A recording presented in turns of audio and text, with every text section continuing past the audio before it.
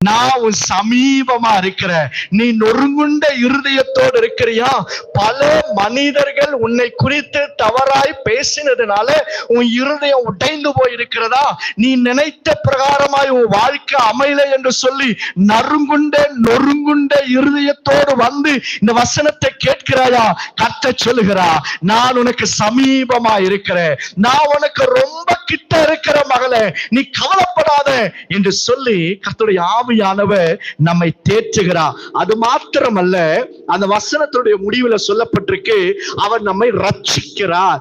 ரட்சிக்கிறார்னு என்ன அர்த்தம் அப்படின்னா, ப்ரொடெக்ட் பண்ணுகிறார், பாதுகாக்கிறார் என்று சொல்லி அர்த்தம்.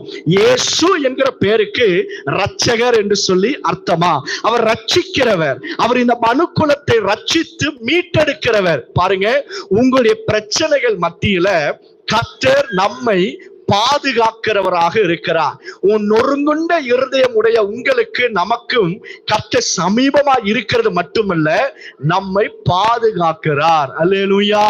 ஒரு அம்மாவை ஒரு மந்திரவாதி பயமுறுத்தினானா. என்ன சொன்னா தெரியுமா? பார், இந்த நாளுக்குள்ள நீ செத்துருவ அப்படின்னாங்க. அந்த அம்மா நல்ல ஜெபிக்கிற ஒரு அம்மா. அந்த அம்மா சடனா என்ன ஆயிட்டாங்களா, அந்த மந்திரவாதி சொன்ன அந்த வார்த்தையினால பயந்து இருதயத்துல ஒரு பயம் சூழ்ந்து கொண்டு ஒரு இருட்டான அறையில இருக்கிறாங்க. வெளியவே வரல, பயம். வெளியே வந்தா அந்த மந்திரவாதி சொன்னது எங்க நடந்துடுமோ என்று சொல்லி அந்த அம்மா பயத்தோடய உள்ள இருக்கிறாங்க. பயத்தோடய இருக்கிறாங்களா.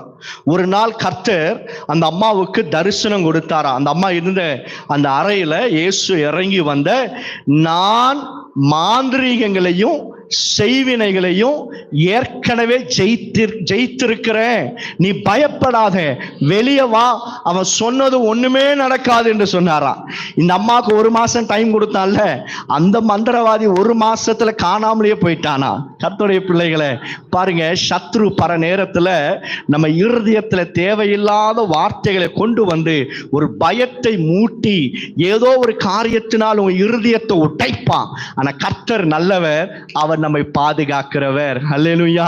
பக்கத்து காலை தட்டி சொல்லுங்க, கர்த்தர் உன்னை ரட்சிப்பார் என்று சொல்லுங்க. இதுதான் தீர்க்க தரிசனம். நீங்க எந்த உடைந்த உள்ளத்தோடு இருந்தாலும் சரி, கடன் பிரச்சனையினால் உங்க இருதயம் உடைந்து போயிருக்கலாம், பயந்து கொண்டிருக்கலாம், பட் ரிமெம்பர், கர்த்தர் உன்னை ரட்சிப்பார்.